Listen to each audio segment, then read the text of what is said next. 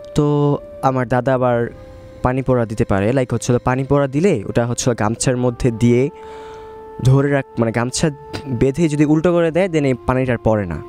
ঠিক 41 দিন পর সেই পানিটা হচ্ছে উদা হয়ে যায়। তো দাদা গেল, যাওয়ার পর হচ্ছিল বিভিন্ন ঝাড়ফুঁক দিল, তাদেরকে বলতেছে যে ওই কেচিটা দাও। দেন কেচিটা দেওয়ার পর সুরাটটা পরে ফু দিয়ে মাটির সামনের মধ্যে মাটি দিয়ে আটকে দিছে, মানে হচ্ছে পুরো ঘরটা বন্ধ হয়ে গেছে। এখন যত কিছুই হোক ওই অবজেক্টটার ঘর থেকে বের হতে পারবে না।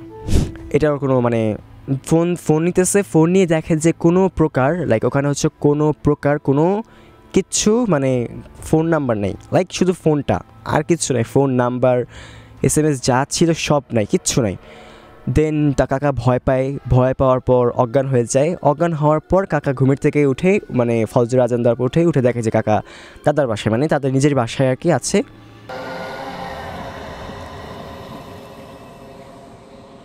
আমি নাবিল। এখন যে ঘটনাটি বলতে যাচ্ছি সে ঘটনাটি হচ্ছিল ফরিদপুরের, তখন আজ থেকে প্রায় 39 থেকে 40 বছর আগে। তখন হলো মেইনলি ঘটনাটা হচ্ছিল আমার দাদার সাথে ঘটা এবং আমার মেজো কাকার সাথে ঘটা। তখন আমার মেজো কাকা মাত্র সদ্য জন্ম নেয়, তার বয়স তখন 4 থেকে 5 মাস আনুমানিক হবে।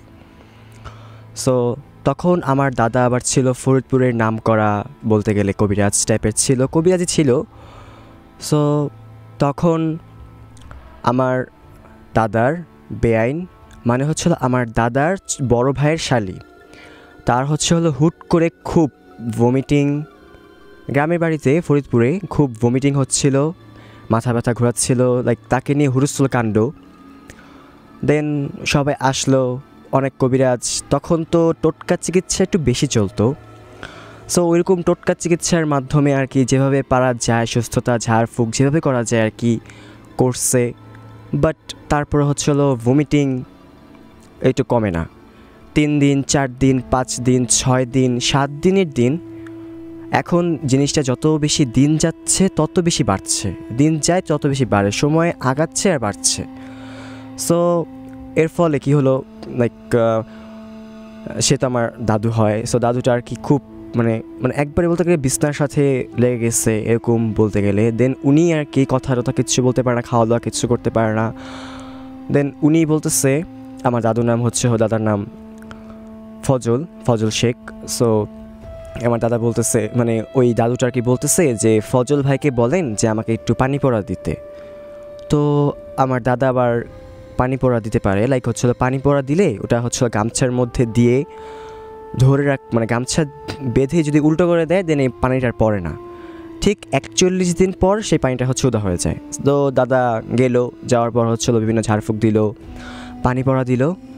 দেওয়ার পর এখন পানি পড়া দেওয়ার মাধ্যমে সেই বললো যে এই পানিটা হচ্ছিল তাকে 3 ঢোক খাওয়াতে হবে, 3 ফোঁটা মাথায় দিতে হবে, 3 ফোঁটা 6 ফোঁটা করে 2 চোখে অ্যান্ড 3 ফোঁটা নাভিতে দেওয়া লাগবে।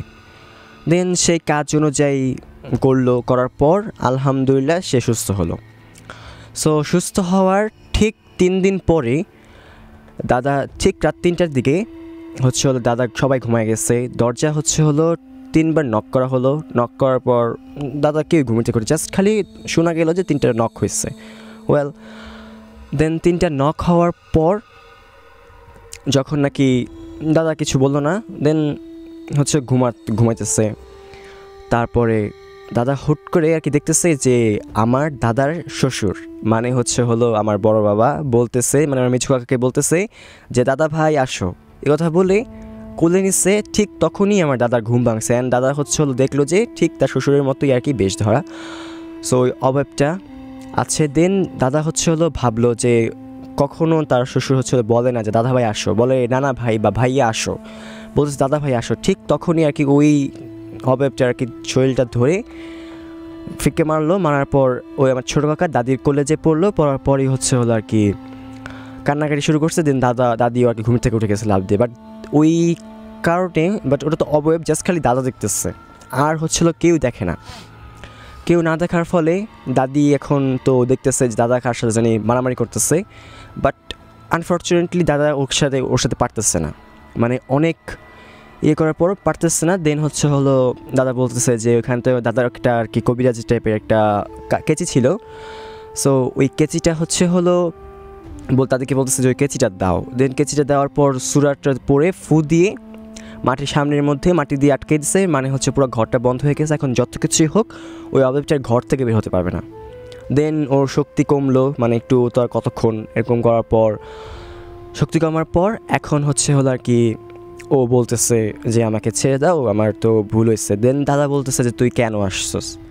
দেন ও বলতেছে যে আসলে তুই আমার খাবার 1 সপ্তাহ 3 দিন আগে যে বাঁচিয়েছিলি, সো ও তো আমার খাবার ছিল, ওকে আমি গলার মধ্যে নিয়ে গেছিলাম, বাট আরেকটু হলে ওকে আমি খেয়ে ফেলতাম যে, বাট তুই আমার গলার মধ্যে আঙ্গুল দিয়ে ওটা নিয়ে আসছিস। সো দাদা বলতেছে তো ওটা তো আমার কাজ ছিল, বিকজ অফ ওটা ফার্স্ট অফ অল আমার আত্মীয়, আর সেকেন্ড হলো রোগী, এটা তো আমার করা লাগবেই। তো এখন তুই ভালো কথা ওখানে গেছিস, এখন তুই আমার ছেলে কিনতে আসছিস।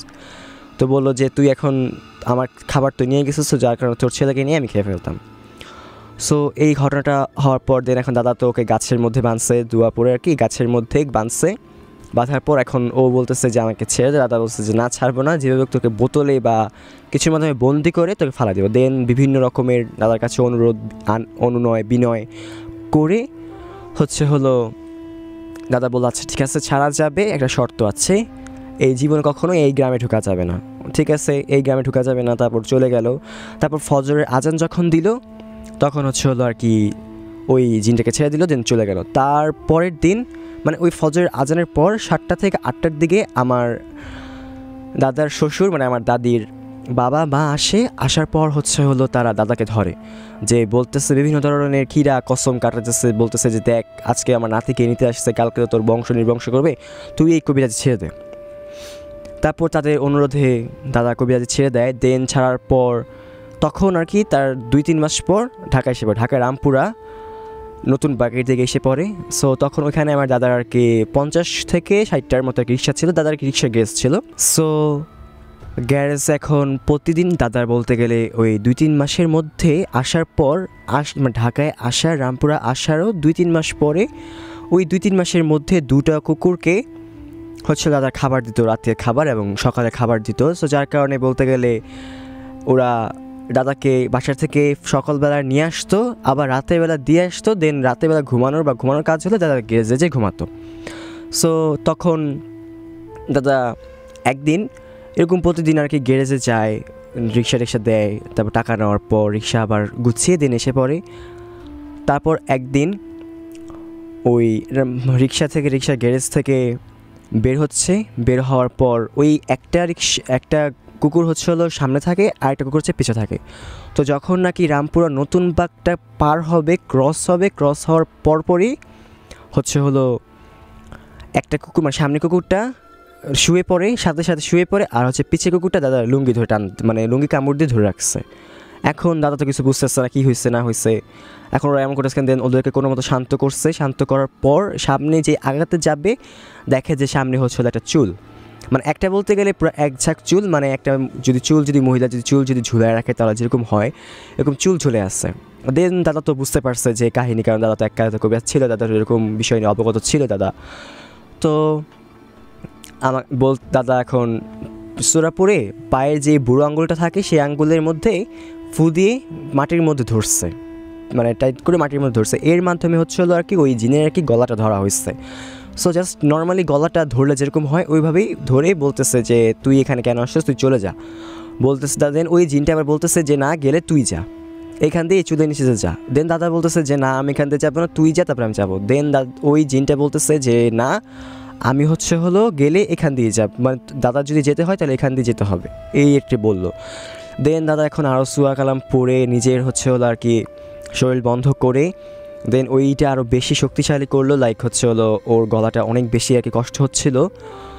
তখন এখন ও বলতেছে যে ছেড়ে দে আমাকে, আমি চলে যাব। দেন দাদা বলতেছে যে না তুই বলছিলি তুই থাকবে এখানে, তোকে থাকতে হবে, যতক্ষণ না তোর রুহু বের হবে অতক্ষণ পর্যন্ত তুই থাকবি। দেন ও বলতেছে যে না আমি আর পারতেছি না, তুই আমাকে ছেড়ে দে, এখন আমি মাফ চাই, তোর পায়ে ধরি, মানে বিভিন্ন রকমের আকুতি মিনতি করলো। দেন দাদা বললো আচ্ছা ঠিক আছে ছাড়বো, তবে শর্ত আমি এখান দিয়ে বা আমার ছেলেরা যদি কখনো এখানে দিয়ে যদি চলাফেরা করে তাহলে তুই কোনোদিনও ধরতে পারবি না ওদের, কারণ এটা ওরই কি আস্তানা ছিল, ধরতে পারবি না। দেন ও আর কি এত পরিমাণে কষ্ট পেয়েছে যে ও বলতেছে যে শুধু তোর ছেলে কেন, তোর বংশের মধ্যেও যদি কেউ যায় এখান থেকে আমি তো যাব নাই, উল্টো আমি যদি ওরা যদি কখনো বিপদে পড়ে তাহলে আমি আমার সাধ্যমতো সেভ করার চেষ্টা করব। দেন এই প্রতিশ্রুতি দাদার কাছে দেয় তারা, তো দেওয়ার পর এখন দাদাকে প্রতিশ্রুতি দেওয়ার পর দাদা ছেড়ে দেওয়ার পর দাদা তো স্বাভাবিক মতো বাসায় যায়। দেন এই ঘটনাটা আর কি এখানে আর কি ক্লোজ হয়। বাট তার ঠিক এই ঘটনার তার ঠিক 25 থেকে 26 বছর পর আমার মেজো কাকা একটা অনুষ্ঠান শেষে ওই রাস্তা দিয়ে রাতের 2:30 থেকে 3টার বাজে, 2:30 থেকে 3টা ওই রামপুরা নতুন বাগের রাস্তাটাতে 2:30 থেকে 3টা বাজে যাচ্ছিল। তো ওই রামপুরা হচ্ছে হলো আর কি নতুন বাগ, ওখানে একটা লোহার গেট আছে। সো লোহার গেটের আগ অবধি একটা কুকুর কাকাকে খুব মানে বিরক্ত করছিল যে না যায়, এরকম করছিল।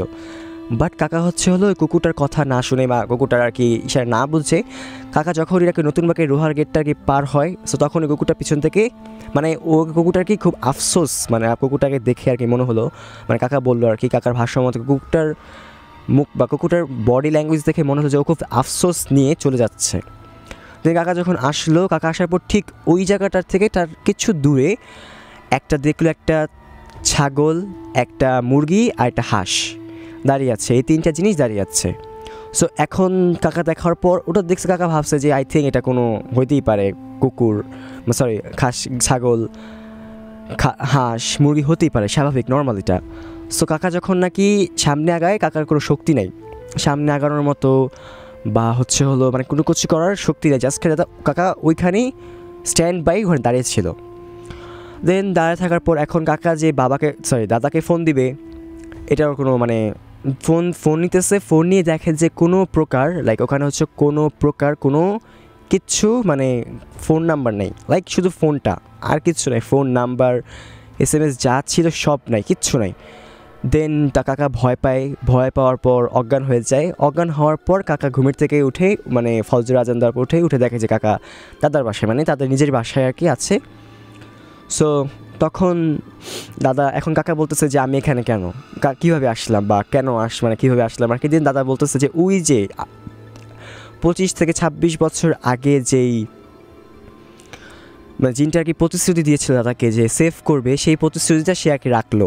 মানে হচ্ছে দাদার আর কি স্বপ্ন দেখলো যে দাদাকে স্বপ্ন দেখালো যে তোর ছেলেকে ওখানে ধরছিল 3টা, বাট হচ্ছে হলো ওকে আমি কোনো মতো আমার সাধ্য অনুযায়ী সেভ করে নিয়ে আসতে পারছি, এখন তুই ওখানে গেলে তুই হচ্ছে ওকে পাবি অজ্ঞান অবস্থায়। দেন এখন দাদা যাওয়ার পর হচ্ছে হলো দাদা কাকাকে উঠে নিয়ে আসার পর কাকাকে বিভিন্ন রকমের হচ্ছে ঝাড়ফুঁক যা করা যায় করায়। দেন করার পর হচ্ছে কাকা আলহামদুলিল্লাহ সুস্থ হয়। দেন এই ঘটনা আবার 28 বছর পরে আমি এখানে আসবো বলে দাদার মুখ থেকে কাকার মুখ থেকে শুনেছি, এবং এটাই ছিল আমার ঘটনা, এবং সবাইকে ধন্যবাদ। জাগো FM এর অ্যাপ এখন পাওয়া যাচ্ছে অ্যাপ স্টোর এবং প্লে স্টোরে।